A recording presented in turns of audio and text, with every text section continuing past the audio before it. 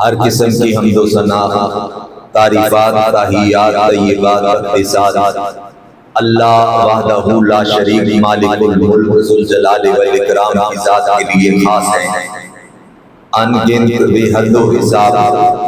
لا تعداد درود و سلام آقائے دو جہان ختم الرسل سید الاولین سید الآخرین امام کائنات شاف روز جزا حضرت محمد رسول اللہ صلی اللہ علیہ وسلم کی ذات اقدس پر اللہ تعالیٰ نے اس کائنات کے اندر یہاں کے رہنے والوں کو ان گن اور لا تعداد نعمتوں سے متمتع فرمایا ہے، اور یہ نعمتیں اس قدر ہیں کہ اللہ کریم خود فرماتے ہیں کہ ان تعودوا نعمت اللہ لا تحصوها، اگر تم ان نعمتوں کا شمار کرنے لگ جاؤ تو تمہارے بس کے اندر یہ چیز ہے ہی نہیں کہ تم ان کی گنتی اور کاؤنٹنگ کر سکو۔ لیکن اللہ خود فرماتے ہیں ان الانسان لظلوم کفار، یہ انسان بڑا ہی ناشکرا اور نعمتوں کے پانے کے بعد ان کی اکثریت ظلم کرتی ہے، یعنی وہ اپنے رب کا حقیقی شکر ادا نہیں کرتے۔ انہی نعمتوں میں سے ایک بڑی گراں قدر نعمت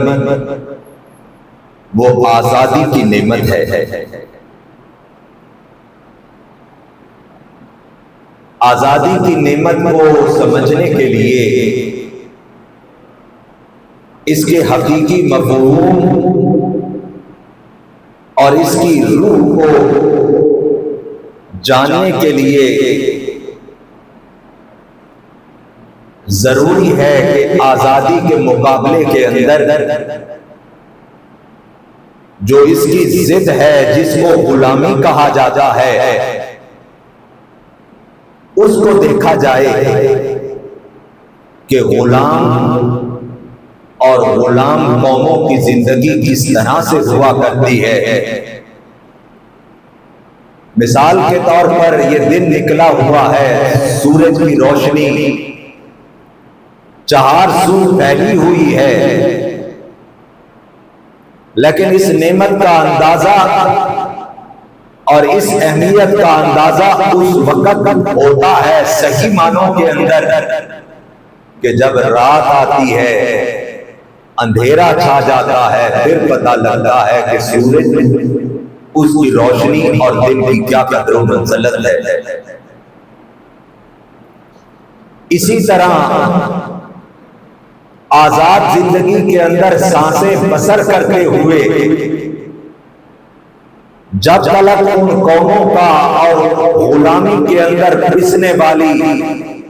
مجبوریوں اور مقہوریوں کے حالات کا اندازہ نہ ہو تو آزادی کی نعمت کا کما حق تصور نہیں لایا جا سکتا۔ اللہ تعالیٰ نے قرآن مجید کے اندر اس آزادی کی نعمت کے حوالے سے مختلف پیراؤں میں ذکر بھی فرمایا ہے، اور پھر اس نعمت کی اہمیت اور جن لوگوں کو اللہ تعالیٰ نے یہ نعمت عطا کی ان سے اس نعمت کے تقاضوں کے حوالے سے بھی کچھ ہدایات اور احکامات رکھے ہیں۔ سیدنا موسیٰ علیہ السلام اور سیدنا ہارون علیہ السلام جب اللہ تعالیٰ نے ان دونوں کی ڈیوٹی لگائی کہ آپ فرعون کے پاس جاؤ کہ فرعون جو اس وقت زمین کے اوپر سب سے بڑا سرکش، ظالم اور باغی تھا، اس کو جا کر ہماری توحید کا پیغام اور ہماری معرفت کے بارے میں جا کر اس کو دعوت دیں۔ جب دونوں یہ گئے اور جا کر اس کو اللہ کی توحید کا پیغام دیا، وہاں جا کر حضرت موسیٰ علیہ السلام نے فرعون سے جہاں اللہ کی توحید کا اس کے سامنے پرچار کیا، وہاں اس کے سامنے یہ مطالبہ رکھا کہ فرعون، تم نے بنی اسرائیل کی قوم کو غلام بنا رکھا ہے، اس قوم کو تم نے اپنے جبر اور استبداد کے اندر ظلم کر کر کے ان کو پیس کر مجبوری اور غلامی کی زندگی گزارنے پر مجبور کر رکھا ہے۔ میں اللہ کا نبی تمہارے پاس آیا ہوں اس لیے کہ تم سے اس قوم کو آزادی دلوا سکوں، اور یہ میں پیغام لے کر آیا ہوں، میرا یہ مطالبہ ہے، بنی اسرائیل کو آزاد کر دو۔ فرعون اس وقت کہنے لگا کہ موسیٰ، آپ ہم سے یہ کس طرح کی باتیں کر رہے ہیں؟ کیا آپ وہ وقت بھول گئے ہیں کہ جب آپ نے ہمارے محل کے اندر پرورش پائی تھی، ہمارے ہی نان اور نفقے کے اوپر آپ نے محل کے اندر اپنے بچپنے کو گزارا تھا، اور پھر جاتے ہوئے ہمارے ایک بندے کو بھی مار ڈالا تھا، فَفَعَلْتَ فَعْلَتَكَ الَّتِي فَعَلْتَ۔ حضرت موسیٰ علیہ السلام نے وہاں پر جو جواب دیا، کہا فرعون، کچھ عرصے کے لیے جو تو نے میرے اوپر احسان کیا، وَتِلْكَ نِعْمَةٌ تَمُنُّهَا عَلَيَّ أَنْ عَبَّدْتَ بَنِي إِسْرَائِيل، کیا جو تو نے میرے ساتھ کوئی احسان والا معاملہ کیا ہے، اس کا تقاضا یہی بنتا ہے کہ تو بنی اسرائیل کی قوم کو اپنا غلام بنا لے؟ سورہ شعراء کے اندر اللہ کریم نے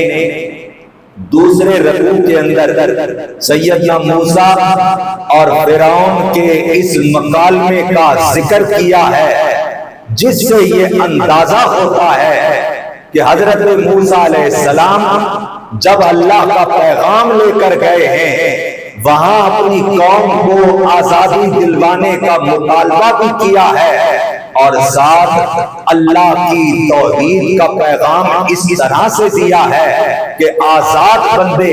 آزاد قومیں اللہ کی توحید کو لے کر دنیا کے اوپر غالب آتی ہیں، اور اللہ کے بندوں کا یہ حق ہے کہ وہ آزاد زندگی گزار سکے۔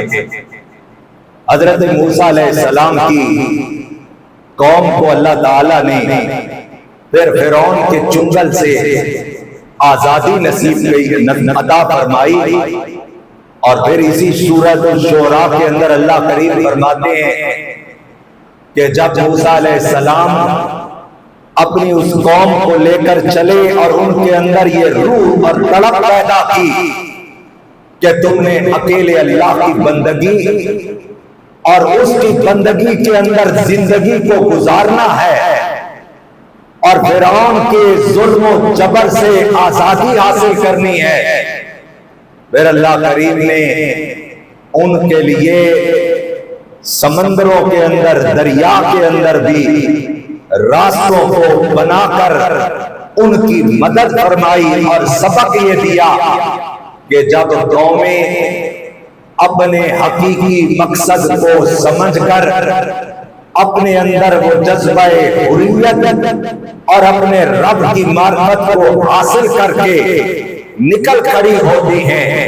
تو اللہ تعالیٰ غیب سے ان کی مدد فرمایا کرتے ہیں۔ نبی مکرم صلی اللہ علیہ وسلم مکے کی زندگی کے اندر جس قدر تکالیف مصائب آپ پڑھتے اور سنتے رہتے ہیں۔ اللہ کی عبادت کرنا، بیت اللہ کے اندر سربہ سجود ہونا، یہ بھی جرم تھا۔ پیارے پیغمبر علیہ السلام نے اپنے صحابہ اور صحابیات پہلے ہجرت حبشہ اور پھر ہجرت مدینہ کی طرف ان کو جانے کی ہدایت فرمائی، اور پھر خود پیارے پیغمبر علیہ السلام جب مکے سے ہجرت کر کے مدینے کی طرف جانے لگے تو بار بار مکے کی طرف دیکھتے ہیں، بیت اللہ کی جانب نظر ڈالتے ہیں اور فرماتے ہیں کہ مکہ تو مجھے بڑا ہی پیارا اور بڑا ہی محبوب ہے۔ اور یہ ایک فطری جذبہ ہے کہ انسان جہاں پر پیدا ہوتا ہے، جس جگہ پر رہتا ہے، جو اس کا جنم بھومی ہوتا ہے، اس کے لیے محبت، اس کے اندر ودیت ہوتی ہے۔ حضور نبی اکرم صلی اللہ علیہ وسلم بھی اسی محبت کا اظہار کر رہے ہیں کہ مکہ تیرے رہنے والوں نے مجھے یہاں رہنے نہیں دیا، اور میری نظر کے اندر اور میرے دل میں جو محبت تیرے لیے ہے شاید کسی اور جگہ کے لیے نہ ہو، لیکن تیرے رہنے والوں نے اتنے ہم پر ظلم اور ستم کیے ہیں کہ ہمیں یہاں سے ہجرت کرنے پر اور یہاں سے جانے پر مجبور کر دیا ہے۔ اور یہ ہجرت کہ جس کا درجہ اللہ تعالیٰ نے بڑا ہی عظیم بتایا ہے، ہجرت فرمایا پیارے پیغمبر علیہ السلام نے کہ جو شخص اللہ کے لیے نیت کیا ہو، اللہ کے دین کے لیے، اللہ کی شریعت کے لیے، اپنے دین کو بچانے کے لیے، اپنے گھر، اپنا کاروبار، اپنے اہل، اپنا خانبہ، اپنا خاندان، اپنی برادری، اپنے ساری چیزیں چھوڑ کر ایک جگہ سے دوسری جگہ منتقل ہوتے ہیں۔ شریعت کی اصطلاح میں اس سفر کو ہجرت کہتے ہیں۔ فرمایا جو اس نیت کے ساتھ ہجرت کرتے ہیں، اللہ ان کے زندگی بھر کے پہلے گناہوں کو معاف فرما دیتے ہیں۔ اور قرآن کریم میں جا بجا اللہ کریم نے ان ہجرت کرنے والوں کے درجات کا ذکر کیا ہے کہ الذین آمنوا وہاجروا وجاہدوا بِأَمْوَالِهِمْ وَأَنفُسِهِمْ اعظم درجۃ عند اللہ۔ وہ لوگ کہ جو اللہ کے راستے کے اندر ہجرت کرتے ہیں اپنے مال کے ساتھ بھی، اور اللہ کے راستے میں جہاد کرتے ہیں اپنی جان اور مال کے ساتھ، اور اپنے علاقے کو چھوڑ کر ہجرتیں کرتے ہیں، اللہ کے نزدیک ان کا درجہ سب سے زیادہ ہے۔ اور نبی مکرم صلی اللہ علیہ وسلم اپنی دعاؤں کے اندر اس حوالے سے کہ ایک آزاد زندگی، اور جب ہم آزاد زندگی اسلام کے حوالے سے ایک مومن کی آزاد زندگی کا ذکر کرتے ہیں تو یاد رکھیے گا اس کا مطلب یہ نہیں ہوتا کہ مادر پیدر آزادی مل جائے تو پھر اپنی من مانی کی زندگی گزاری جائے۔ آزاد مومن کی زندگی کا مطلب یہ ہوتا ہے کہ ایک مومن آزاد زندگی اس لیے چاہتا ہے کہ وہ اپنی زندگی کا حقیقی مقصد کہ ما خلقت الجن والانس الا لیعبدون، کہ جس لیے اس کو تخلیق کیا گیا ہے کہ وہ اپنی زندگی اپنے رب کی تابعداری میں گزارے۔ اس کا حق یہ ہے کہ اسے ایک ایسا آزاد ماحول اور ایسی آزادی چاہیے جہاں وہ اپنے رب کی بندگی بغیر کسی مشکل اور بغیر رکاوٹ کے اور ایک ایسے ماحول کے اندر گزار سکے کہ جہاں وہ شریعت کی تابعداری بھی کر سکے اور اپنے رب کی تابعداری اور بندگی کر کے اپنی زندگی کے مقصد کو حاصل کر سکے۔ نبی مکرم علیہ السلام اپنی دعاؤں کے اندر اس چیز کا ذکر کرتے اور اللہ تعالیٰ سے مناجات کرتے، جیسے فرمایا اللہم انی اعوذ بکا اللہم انی اعوذ بکا من جہد البلائے ودرک الشقائے وسوء القضائے وشماتۃ الاعداء، اور کبھی فرمایا اللہم لا تسلط علینا من لا یرحمنا، اور فرمایا اللہم انی اعوذ بکا من غلبۃ الدین وغلبۃ الرجال وقہر الرجال، اللہ ایسی زندگی سے بچانا کہ جس میں قرض کی ذلت اٹھانا پڑے۔ بندہ مقروض ہوتا ہے تو وہ جس کا قرض دینا ہو اس کے نیچے دب کر زندگی گزار رہا ہوتا ہے، اور جو بندہ کسی ایسے ماحول میں زندگی گزار رہا ہو جہاں ظالم لوگوں کا تسلط ہو، غلبہ ہو، وہاں پر اس کے لیے زندگی گزارنا اور بالخصوص بندہ مومن کے لیے کس قدر مشکل ہے کہ نبی مکرم علیہ السلام خود ایسی زندگی سے پناہ مانگ رہے ہیں، ایسے حالات سے اپنے آپ کو محفوظ رکھنے کے لیے اللہ رب العزت کی بارگاہ کے اندر پناہ چاہ رہے ہیں۔ اور جب پیارے پیغمبر علیہ السلام مکے سے ہجرت کر کے مدینہ تشریف لے آتے ہیں، اور مدینے کے اندر آپ نے جس سٹیٹ کی بنیاد رکھی، اور یہ بھی تاریخ انسانی اور تاریخ اسلام کا عظیم ترین واقعہ ہے کہ یہ کائنات میں پہلی سلطنت ہے، پہلی عظیم ریاست ہے کہ جو محمد کریم صلی اللہ علیہ وسلم نے جس کی بنیاد لا الہ الا اللہ کی بنیاد پر رکھی ہے۔ مکے کو چھوڑ کر مدینہ کیوں آئے ہیں؟ پیارے پیغمبر کی محبتیں بھی ہیں، پیارے پیغمبر علیہ السلام کا پیدائش اور مسکن بھی مکہ ہے، لیکن جب دیکھا یہاں پر دین والی زندگی گزارنا، اللہ کی تابعداری آزاد سانسوں میں گزارنا مشکل ہے، تو اپنا سب کچھ چھوڑ کر مدینہ طیبہ کی ریاست کی بنیاد رکھی، اور اس ریاست کی بنیاد جس نظریے کے اوپر رکھی ہے وہ کائنات کا عظیم واقعہ ہے کہ لا الہ الا اللہ محمد الرسول اللہ، کہ ایک ایسی ریاست، ایک ایسی مملکت، ایک ایسا خطہ اور ایک ایسا علاقہ کہ جہاں بڑائی اور حاکمیت اللہ کی ہوگی، یعنی اللہ کے قانون کی ہوگی،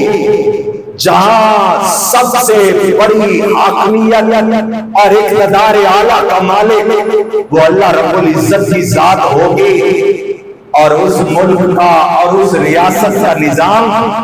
محمد الرسول اللہ، جو اللہ کے نبی شریعت اور دین اور زندگی گزارنے کا ضابطہ لے کر آئے ہیں، اس کے مطابق وہاں پر زندگی گزاری جائے گی۔ اور پھر وہ وقت اسلامی تاریخ اور پھر ہمارے حالات، ہم بھی اور پھر ان دنوں کے اندر اللہ مالک الملک کا سب سے پہلے عظیم شکر ہے کہ اس نے بھی ہمیں ایک ایسا خطہ اور ایسا علاقہ اور ایسی مملکت عطا کی ہے کہ جو مدینہ طیبہ کی ریاست کے بعد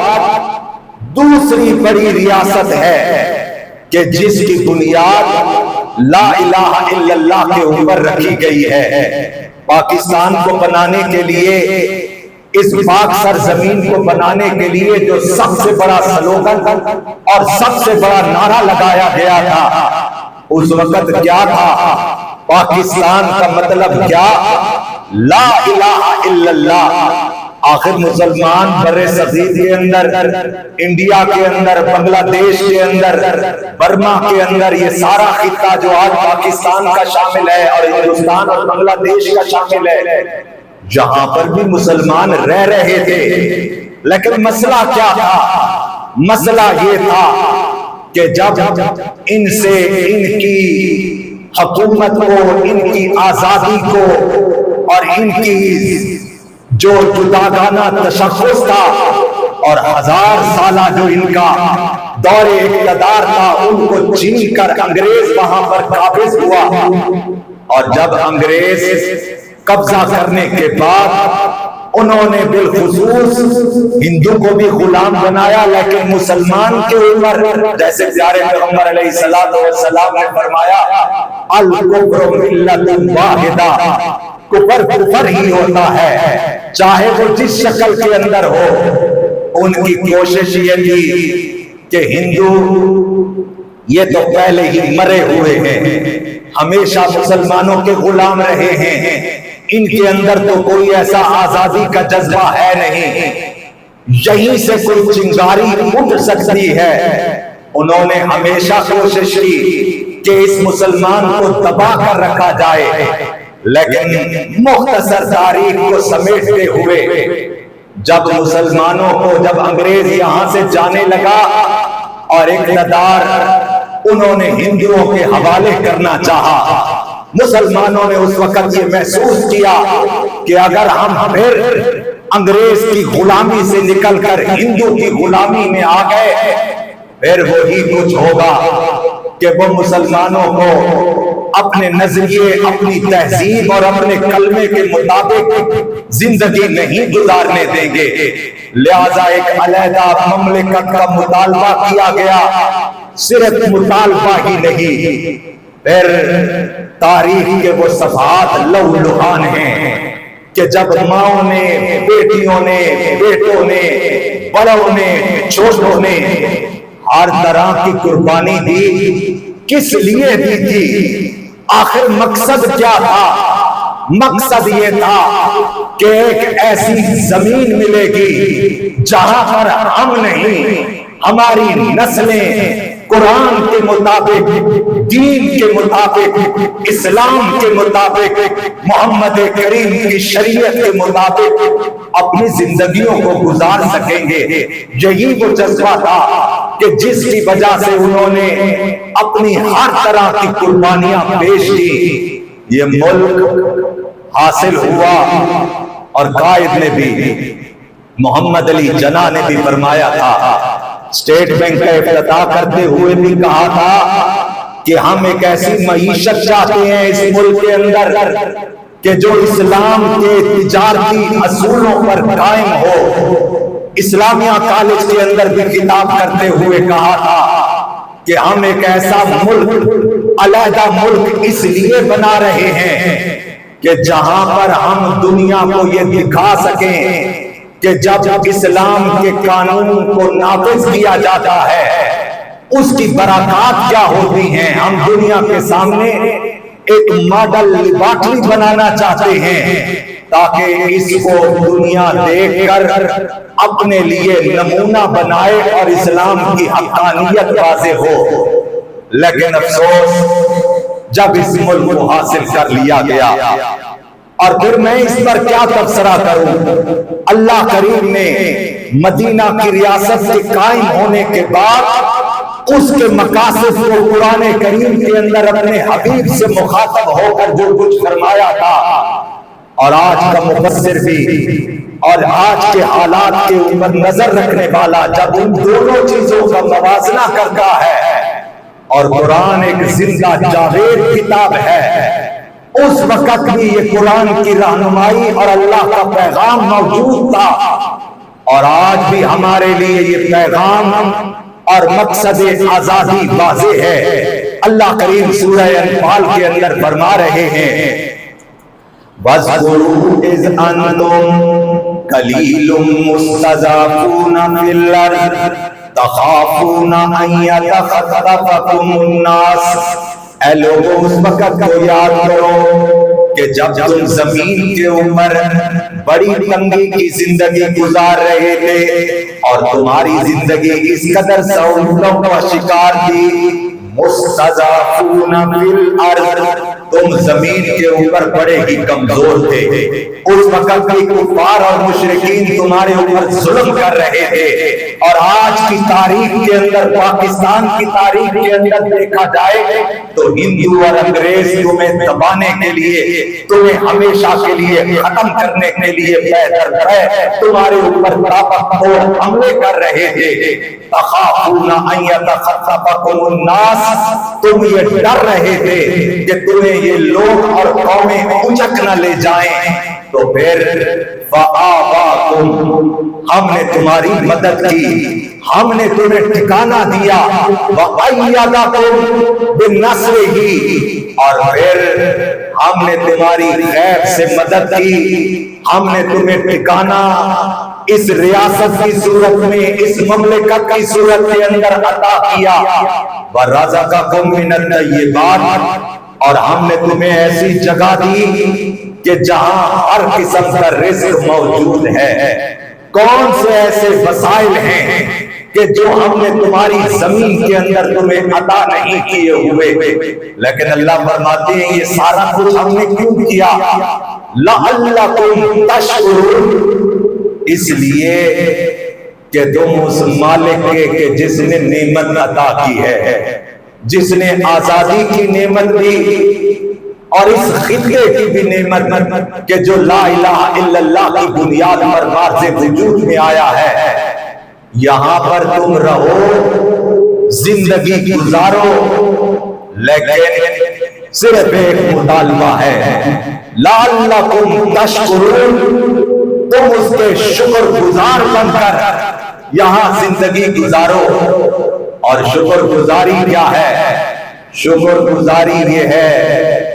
کہ جس نے نعمت عطا کی ہے اس کو اپنا ہر معاملے کے اندر اس کی حاکمیت کو بھی تسلیم کرنا ہے، اس کے قانون کو بھی تسلیم کرنا ہے، اس کی بڑائی کو بھی تسلیم کرنا ہے، اور اس ملک کے اندر غیر اللہ کی پرستش، غیر اللہ کے ٹھکانے، غیر اللہ کی جگہ، ایسے آستانے کہ جہاں غیر اللہ کی بندگی کی جاتے ہو، ان کو ختم کر کے ایک اللہ کی وحدانیت کا جھنڈا سر بلند کرنا ہے۔ وَرَزَقَكُم مِّنَ الطَّيِّبَاتِ لَعَلَّكُمْ تَشْكُرُونَ، اور اس ملک کے اندر، اس ریاست کے اندر تم نے اس کے نظام کو قائم کرنا ہے اور اس نظام کے مطابق اپنی زندگیاں گزارنی ہے۔ اللہ کا شکر ہے کہ ہم اس ملک کے اندر، جو ملک ہمیں ملا ہے، اس کے قانون اور دستور کے اندر ہے کہ یہاں کوئی ایسا قانون نہیں بن سکتا کہ جو شریعت کے منافی ہو۔ ہمارے آبا نے، ہمارے بڑوں نے اس کے لیے قربانیاں بھی دی اور یہ نعمت ہمیں مل بھی گئی اور یہ قانون اور دستور بھی ہمیں مل گیا، لیکن افسوس ہم نے اپنے ان بڑوں کے ساتھ کیے ہوئے تمام وعدوں کو، ان کی تمام قربانیوں کو صرف یہی سمجھا کہ ہم نے یہ ملک حاصل کر لیا، بس اس ملک کے اندر جس طرح باقی دنیا رہتی ہے ہم اپنی من مانی کی زندگی گزارتے ہوئے اسی طرح چلتے جائیں گے۔ فرمایا نہیں، جب تم نے شہیدوں کے ساتھ کیے ہوئے وہ تمام مقاصد کو بھلا دیا تو پھر اللہ کریم نے تمہارے اوپر ذلت کا عذاب اور آزمائش تمہارے اوپر پے در پے مسلط کر دی۔ وَرَزَقَكُم مِّنَ الطَّيِّبَاتِ لَعَلَّكُمْ تَشْكُرُونَ۔ اگلی آیت میں اللہ کریم فرماتے ہیں، اے ایمان والو لا تخونوا اللہ والرسول، اس آزادی اور اس ملک کے ملنے کے بعد تمہارے اوپر لازم یہ ہے کہ اللہ نے جو تمہیں امانت عطا کی ہے، اللہ اور اس کے رسول کی اس امانت کے ساتھ خیانت مت کرو۔ وَتَخُونُوا أَمَانَاتِكُمْ، اس مملکت کے اندر اگر تمہیں کوئی عہدہ، کوئی ذمہ داری یا اقتدار ان بندوں کو دیا جاتا ہے تو ان کے پاس یہ اقتدار اور اختیار اللہ کی امانت ہے، اور تم اس امانت کے اندر اگر خیانت کرو گے، انتم تعلمون، تم خوب جانتے ہو کہ تم کہاں کہاں سے خیانت کر رہے ہو، اللہ تمہاری اس خیانت کو دیکھ بھی رہا ہے۔ اگر تم اس خیانت کو اللہ کے ساتھ بغاوت کرتے ہوئے جاری رکھو گے تو اللہ کریم فرماتے ہیں پھر ہم تمہارے اوپر عذاب اس دی ہوئی نعمت کو کفر اور ناشکری کی وجہ سے تمہاری نعمت کو کم کر کے تمہارے اوپر مختلف قسم کی وبائیں، تمہارے اوپر مختلف قسم کی آفات، اور سب سے بڑی چیز کہ تمہیں دنیا کے اندر ذلت اور نامرادی کا سامنا کرنا پڑے گا، اور اس کا سبب بھی یہی کہ تم جب اللہ کی نعمت کو، اس نعمت کو پانے کے بعد اس کی ناشکری کا راستہ اختیار کرو گے تو اللہ تعالیٰ تم سے یہ نعمت اگر دے سکتا ہے تو تم سے یہ نعمت چھیننے کے اوپر بھی قادر ہے۔ اللہ کریم آخری آیت میں فرماتے ہیں وَاعْلَمُوا أَنَّمَا أَمْوَالُكُمْ وَأَوْلَادُكُمْ فِتْنَةٌ، اور نعمت کو پانے کے بعد، اس امانت کو پاسداری کے ہمارے حکم کو پانے کے بعد، اس کے اندر جو سب سے بڑی رکاوٹ ہے وہ مال کی صورت میں اور اولاد کی صورت میں۔ جب تم دنیا کے اندر اور اس نعمت کے پانے کے بعد اللہ کے ساتھ کیے ہوئے وعدوں اور اس نعمت کے مقاصد کو بھول جاؤ گے اور صرف اپنے مال اور اپنی اولاد کی فکر کرنا شروع کر دو گے تو اللہ تعالیٰ فرماتے ہیں پھر ہم دنیا کے اندر تمہاری عزت کو کم کر کے تمہاری ہوا کو ہلکا کر دیں گے، لیکن اللہ نے یہ ملک اور سرزمین عطا کی ہے اور اپنے حبیب صلی اللہ علیہ وسلم کی شریعت کے نفاذ کے وعدوں کے ساتھ، شہیدوں کی دی ہوئی خون کے ساتھ اللہ کا یہ پاک خطہ قیامت تک کے لیے رہنے کے لیے ہے، لیکن ہمارے لیے آزمائش اور امتحان ہے کہ کون ہے کہ جو اس آزادی کو برقرار رکھنے کے لیے، اس نعمت اور اس امانت کی قدر کرنے میں اپنا مثبت کردار ادا کرتا ہے، اور کون ہے کہ جو اس کے اندر خیانت کرتا ہے۔ اللہ مالک الملک ہمیں اس نعمت کی قدر کرنے اور اس امانت کا حق ادا کرنے والوں کے اندر شامل فرما کر دنیا اور آخرت میں عزت اور سربلندی عطا فرمائے۔ ہر سال اگست کے اندر ہم 14 اگست کے اس موقع کے اوپر آزادی اور آزادی کی خوشیاں اور آزادی کا جشن منایا جاتا ہے۔ بلا شک و شبہ آزادی جس طرح میں نے عرض کیا کہ بہت بڑی نعمت ہے، لیکن ایک بندہ مومن اس نعمت کے پانے کے بعد اس کا کیا فرض بنتا ہے، اس کو ہمیشہ اس کو مد نظر رکھنا چاہیے۔ نعمت کے ملنے کے بعد ایک بندہ یا مومن کا سب سے بڑا فرض یہ ہے کہ وہ اپنے رب کے حضور اس نعمت کا شکریہ ادا کرتا رہے، اور یہ ایک مسلسل عمل ہے، کسی ایک دن کسی ایک لمحے کے لیے نہیں، بلکہ وہ اپنی زبان کے ساتھ بھی نبی مکرم صلی اللہ علیہ وسلم فتح مکہ جب اللہ تعالیٰ نے آپ کو عطا فرمایا تو آپ اللہ کے حضور سر بسجود ہوئے، نوافل کو ادا کیا، اور پھر نوافل کو سر بسجود ہونے کے بعد شکر کے ان تمام تقاضوں کو کہ جو ایک بندہ مومن کے لیے ضروری ہے، یعنی وہ اللہ کی زمین کے اوپر اللہ کے نظام کو قائم کرنے کے لیے کوشاں رہتے ہیں۔ قرآن کریم میں سورہ نور کے اندر اللہ نے ان تقاضوں کو ذکر کیا ہے کہ جب ہم تمہیں زمین کے اندر کوئی خطہ کو اقتدار عطا کر دیں تو تمہاری سب سے بڑی ذمہ داری اقاموا الصلاۃ، نماز کو قائم کرو، یعنی اوپر کے درجے سے بھی اقامت صلاۃ کا، نماز کا نظام قائم کیا جائے اور انفرادی طور کے اوپر بھی اس کی پابندی کی جائے۔ وَآتَوُا الزَّکَاۃَ، اور زکوٰۃ کا ٹھوس نظام جو ہے اس سرزمین کے اندر جہاں اللہ تعالیٰ کو اقتدار دے وہاں پر قائم کیا جائے۔ وَأَمَرُوا بِالْمَعْرُوفِ وَنَهَوْا عَنِ الْمُنکَرِ، اور یہ نعمت کا، اس اقتدار کا سب سے بڑا تقاضوں میں سے ایک بڑا تقاضا یہ ہے کہ وہاں نیکی کا ماحول قائم کیا جائے۔ آزاد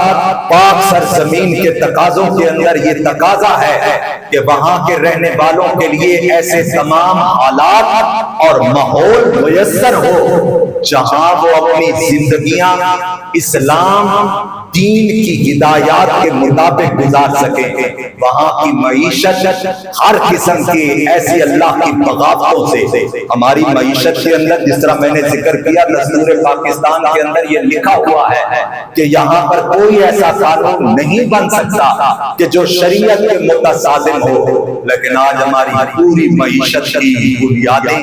وہ سود کے اوپر قائم ہیں۔ کیا ہم نے آزادی کے اس حق کو،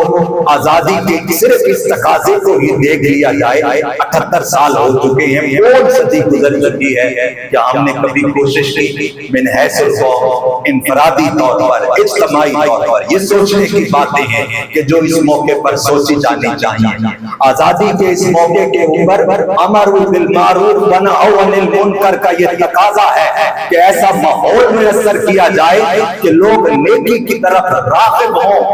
اور برائی کی، بے حیائی کی، اللہ کی نافرمانی اور بغاوت کی حوصلہ شکنی ہو۔ ہمارے ملک کے اندر پہلے یہ تھا کہ ہوٹلوں کے اندر جو بڑی 5 سٹار ہوٹلیں ہوتی ہیں وہاں پر یہ جو شراب کے پرمٹ، شراب اسلام کے اندر، دین کے اندر حرام ہے اور پاکستان کے قانون میں بھی اس کو منع ہے، لیکن وہاں غیر مسلموں کے لیے پرمٹ جاری کیے جاتے تھے۔ 3 دن پہلے میں اسلام آباد میں تھا، ہمارے دوستوں نے بتلایا کہ اب یہ حال ہو چکا ہے، نیا قانون جب سے آیا ہے کہ شراب چند ہوٹلوں کو وہ کھلے عام، آپ مسلمان ہیں، آپ غیر مسلم ہیں، آپ شراب جس طرح باقی آپ مینیو کے اندر سے چیزیں سلیکٹ کرتے ہیں آپ یہ بھی سلیکٹ کرنا چاہیں، کوئی پابندی نہیں۔ یہ اللہ کی بغاوت کی راہیں ہیں کہ جو ہم خود کھول کر اپنے لیے عذاب کو دعوت دیتے ہیں۔ اور آخری بات، حدیث نبی مکرم علیہ السلام نے فرمایا کہ